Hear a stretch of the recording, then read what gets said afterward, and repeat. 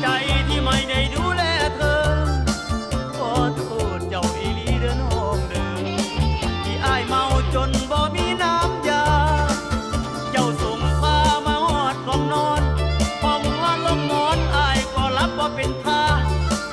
ผู้สาวก็เป็นใจขนาดเธอให้โอกาสแต่เฮาบ่มีปัญญาสร้างเมาตอนเศร้าตื่นมา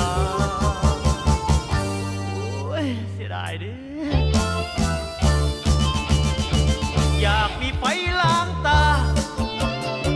มันต้องมีไฟล้างตาให้เจ้ามาดูแลอีกทีรับรองว่าเทื่อนี้สิบ่ให้เป็นคือเก่าขอแก้ตัวอีกครั้งเทื่อนี้สิบ่เมาสิบ่เมาอยากคอยดูแลเจ้า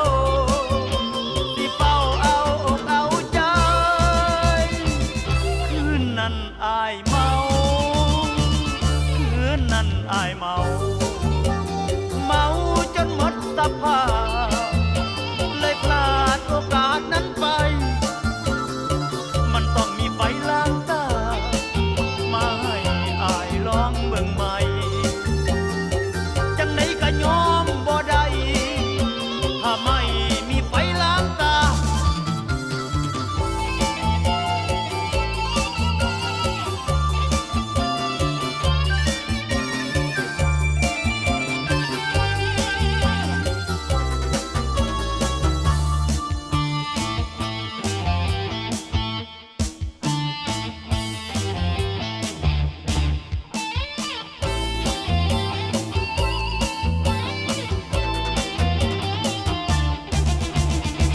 อยากมีไฟล้างตา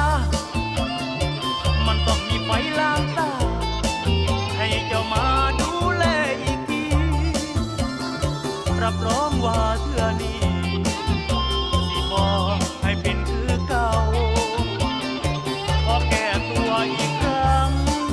เทื่อนี้สิบ่เมาสิบ่เมาจะคอยดูแลเจ้าสิเฝ้าเอาอกเอาใจคืนนั้นอายเมา